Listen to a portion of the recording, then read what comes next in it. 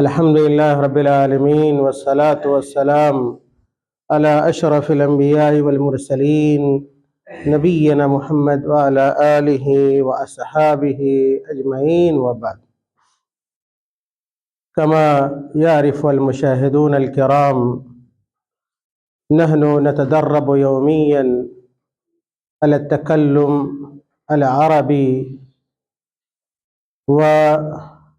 وندرب طلابنا على هذه المهارة العظيمة القيمة الممتعة.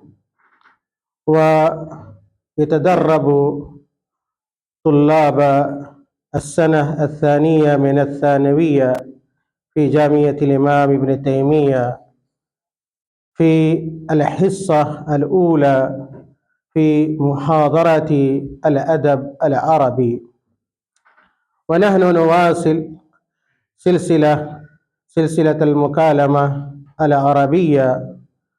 واليوم يشارك في هذه السلسلة 2 من طلاب هذا الفصل الدراسي، واسمهما شهباز عالم، سعود عالم، وكذلك الطالب الثاني الذي سيساهم ويشارك في هذه السلسلة المباركة، وهو محفوظ عالم تجمل حق. وموضوع هذه الحلقة 8 وهو الجوال. وهدف اختيار هذا الموضوع هو حفظ الكلمات والتعبيرات والجمل حول الجوال. وبعد قليل إن شاء الله تشاهدون وتعرفون أهمية هذا الموضوع، ويذكر الطالبين هذين إن شاء الله متى صنع الجوال، ومن هو صانع للجوال، وكذلك المعلومات القيمة أو المعلومات التاريخية تذكر في هذه الحلقة إن شاء الله. فنبدأ هذه السلسلة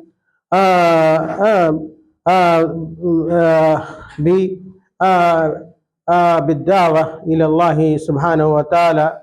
أدعو لهما أن يبارك في علمهما أو عملهما، فأقول لهما أن يبدأ التكلم على هذا العنوان، وجزاكم الله خير وبارك فيهما، والسلام عليكم ورحمة الله وبركاته. نعم، ابدأ. السلام عليكم ورحمة الله. وعليكم السلام ورحمة الله وبركاته. كيف حالك يا أخي الكريم؟ الحمد لله، أنا بخير وعافية. وكيف أنت يا أخي الكريم؟ الحمد لله بخير وعافية أيضا. من أي دولة أنت؟ أنا من الهند. ومن أي دولة أنت؟ أنا من الهند أيضا. يا أخي الكريم، إني أرى في كل مكان أذهب إليه الشباب والأطفال والشيوخ، سواء كانوا رجالا أو نساء، كلهم منشغلون بجهاز صغير. فما هو؟ أتعرف ما هو؟ عجبا، ماذا تقول يا أخي الكريم؟ وفي أي زمان تعيش أنت؟ هذا هو الجوال، ويسمى الهاتف أيضا، وهو من أعظم الاختراعات العصر الحديث. متى ظهر هذا الاختراع الجوال؟ ظهر الجوال لأول مرة سنة 1973 ميلادية. من أول من صنعه؟ أول من اخترعه المهندس الأمريكي مارتن كوبر، ثم تطور شيئا فشيئا، يوما فيوما، سنة فسنة، حتى وصل إلى شكله المتقدم الجديد في عصرنا وزماننا هذا. كيف كان الجوال في بدايته؟ يا أخي الكريم، في بدايته كان كبير الحجم ثقيل الوزن محدود الاستعمال يقتصر على الاتصال الصوتي فقط لا اتصال المرئي، ثم تطور حتى صار هاتفا ذكيا. وفي هذه الأيام يجمع بين وسائل كثيرة ومختلفة جدا. ما أهم التطبيقات المستعملة الموجودة في الجوال؟ يحتوي الجوال على تطبيقات عديدة، ومن أبرزها يوتيوب، جوجل، انستغرام، تويتر، فيسبوك. ما هي خصائص ومزايا وسجايا ومميزات هذه التطبيقات؟ أتستطيع أن تخبرني؟ نعم، أنا أستطيع أن أخبرك بذلك. لكل تطبيق من هذه التطبيقات خصائص ومميزات خاصة. مثلا يوتيوب يستخدم لمشاهدة الفيديوهات التعليمية والترفيهية، وجوجل يساعد على البحث عن المعلومات بغاية السرعة. انستغرام يستخدم لمشاركة الصور والمقاطع القصيرة، وتويتر يستخدم لنشر الأفكار والأخبار باختصار. وفيسبوك يعد تطبيقا عالميا يمكن الإنسان من التواصل مع الناس حتى في شتى أنحاء العالم، سواء كانوا في الهند أو في أمريكا أو في الصين أو يابان. مما يتكون الجوال في زماننا هذا؟ يتكون الجوال في زماننا وعصرنا هذا من أجزاء كثيرة، ومنها الشاشة اللمسية والبطارية والسماعة والميكروفون ونظام التشغيل والاتصال بالإنترنت وغير ذلك من الخصائص الحديثة كما نشاهدها ونلاحظها في المجتمع. يا أخي الكريم، أخبرني ما أهم استعمالات الجوال؟ استعمالاته كثيرة ومختلفة ومتنوعة ومتباينة جدا، منها الاتصال الصوتي والمرئي والمراسلة والتعلم عن بعد ومطالعة الكتب المختلفة والتصوير والتوثيق والتسجيل والتنزيل والتحويل، واستخدامه في التجارة والعمل والتعليم والتعلم أيضا. هل يمكن أن يكون الجوال نعمة أو نقمة في آن واحد، أعني في وقت واحد؟ نعم، هذا يمكن. هو نعمة إذا استعمل بحكمة وفي عمل الخير، ونقمة إذا أسيء استخدامه.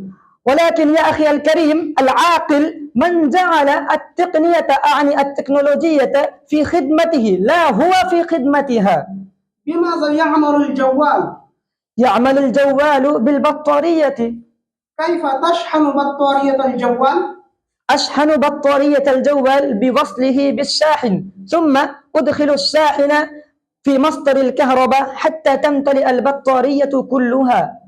هل لا يتعطل الجوال أو لا تنكشر شاشته؟ نعم، هذا يمكن. يتعطل الجوال أحيانا أو يسقط على الأرض فتنكسر شاشته. جزاك الله خيرا يا أخي الكريم على ما قدمت من معلومات مهمة قيمة عن الجوال. نعم، جزاك الله خيرا جزاء. وأنا سعيد بلقائك، والآن أستأذنك، سنلتقي مرة أخرى إن شاء الله. إن شاء الله. إلى اللقاء. إلى اللقاء. ما شاء الله، كانت هذه الحلقة ممتعة ومفيدة جدا، وتلاحظون أيضا هذه الفائدة وهذا الشيء، وكان هذا هو الهدف الأصلي لهذه السلسلة، وحفظ المعلومات وكذلك حفظ الألفاظ والجمل والمصطلحات حول الجوال، وهذا يساعد الطلاب في التكلم على العربي، وكذلك هذه المهارة تزيل وتبعد الخوف من الطلاب عند التكلم. وإن شاء الله غدا أيضا نلتقي بسلسلة أو بحلقة جديدة إن شاء الله. والسلام عليكم ورحمة الله.